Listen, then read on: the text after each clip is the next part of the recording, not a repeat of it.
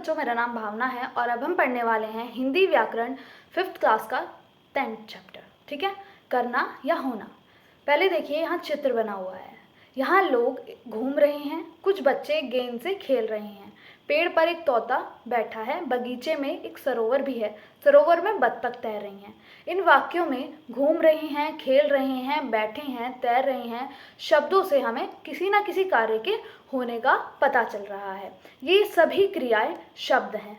जिन शब्दों से किसी काम के करने या होने का हमें पता चलता है उसी को हम क्रिया कहते हैं।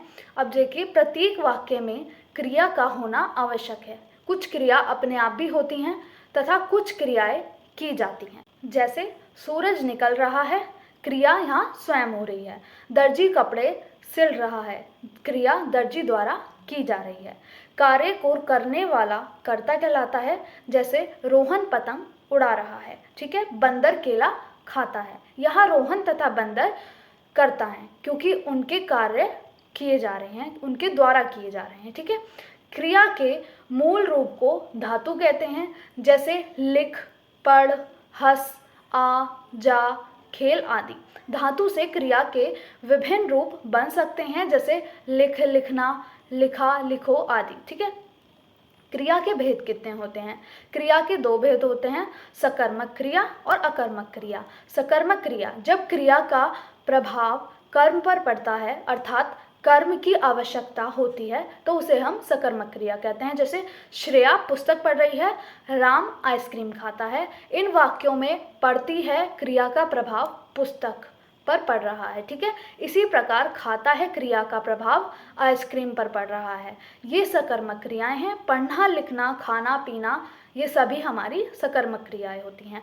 अब अकर्मक क्रिया क्या होती है? जब क्रिया का प्रभाव सीधे कर्ता पर पड़ता है, अर्थात कर्म की आवश्यकता नहीं होती, उसे हम अकर्मक क्रिया कहते हैं। जैसे श्रेयांश हंस रहा है या बच्चे दौड़ रहे हैं। यहाँ हंस रहा है और दौड़ रहे हैं, क्रिया का प्रभाव सीधे कर्ता पर पड़ रहा है, अतः ये अकर्मक क्रिया कहलाएगा, ठीक। अकर्मक क्रिया के साथ कर्म की आवश्यकता नहीं होती। रोना, हंसना, सोना, उठना, बैठना, डरना, नाचना, ये सभी हमारी अकर्मक क्रिया में आते हैं। सकर्मक और अकर्मक क्रिया की पहचान क्या होती है? आइए हम आपको बताते हैं। सकर्मक और अकर्मक क्रिया की पहचान: क्रिया के साथ क्या व किसे प्रश्नवाचक शब्द लगाकर प्रश्न करने पर उचित उत्तर मिलता है, ठीक है। तो क्रिया सकर्मक होती है। यदि क्या व किसे आदि शब्द लगाकर प्रश्न पूछने पर उचित उत्तर हमें नहीं मिलता तो वह हमारी अकर्मक क्रिया होती है। जैसे अंकित ने गीत गाया, प्रश्न हो गया अंकित ने क्या गाया, उत्तर हो गया हमारा गीत, ठीक है। ये हमारा होगा क्रिया सकर्मक है, ठीक है। घोड़ा भाग रहा है, तो प्रश्न हमारा क्या बनेगा कि घोड़ा क्या भाग रहा था?